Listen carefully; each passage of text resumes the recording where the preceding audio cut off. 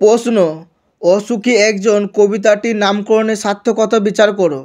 উত্তর, সাহিত্যে নামকরণ বিষয়টি খুবই গুরুত্বপূর্ণ। নামকরণ থেকে পাঠক পাঠ্য বিষয় সম্পর্কে সম্যক ধারণা লাভ করে। নামকরণ কখনো চরিত্রকেন্দ্রিক, কখনো ঘটনাকেন্দ্রিক, কখনো বা ব্যঞ্জনাধর্মী হয়ে থাকে। অসুখী একজন কবিতাটির নামকরণ কতটা সার্থক ও যুক্তিযুক্ত সেটাই আমাদের বিচার্য বিষয়। নেরুদার অসুখী একজন কবিতার কথক তার ভালোবাসার জনকে অপেক্ষামান রেখে বহু দূরে চলে গেলেন। কবি সেই প্রিয়জনের অপেক্ষা অন্তহীন। সে জানেই না যে তার প্রিয়তম আর ফিরে আসবে না। প্রিয়তমের স্মৃতি বুকে নিয়ে অতৃপ্ত প্রিয়া অপেক্ষা করতে থাকে। ক্রমশ সেগুলো ফিকে হতে থাকে। প্রিয়ের দীর্ঘ অদর্শনে তার মাথায় চেপে বসে ভারী পাথরের মতো।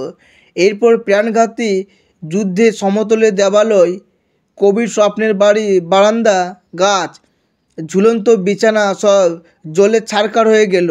শহর ধ্বংস হলো, চারিদিকে ছড়িয়ে রইল কাঠ কয়লা, দমরানো লোহা, মৃত পাথরের মূর্তির বিভৎস মাথা আর রক্তের কালো দাগ। এত সবের মধ্যেও মেয়েটি তার ভালোবাসার ওপর বিশ্বাস রেখে ধৈর্যের পরীক্ষা দেয়। কিন্তু সেই ভালোবাসার স্বপ্ন অধরায় থেকে যায় মেয়েটির কাছে। তাই অসুখী একজন ব্যঞ্জনাধর্মী নামকরণটি যথার্থ ও বিশেষ তাৎপর্যবাহী। ভিডিওটি ভালো লাগলে লাইক করবে, তোমার কোনো কিছু জিজ্ঞাসা থাকলে কমেন্ট করবে এবং এই ধরনের ভিডিও পাওয়ার জন্য চ্যানেলটিকে সাবস্ক্রাইব করে পাশে থাকা বেল আইকনটিতে ক্লিক করে দেবে।